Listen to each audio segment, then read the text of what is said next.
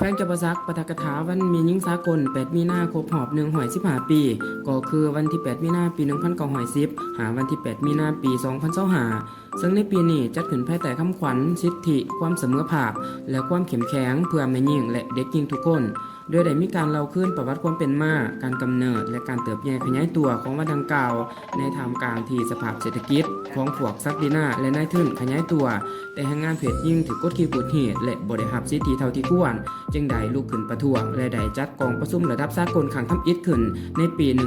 1910ที่นครหลวงโคเปนฮากของประเทศเดนมาร์กโดยมีผู้แทน100 กว่าคนจาก17ประเทศเข้าร่วมซึ่งได้รับห้องและตกลงเอาวันที่8มีนาของทุกๆปีเป็นวันแม่หญิงสากล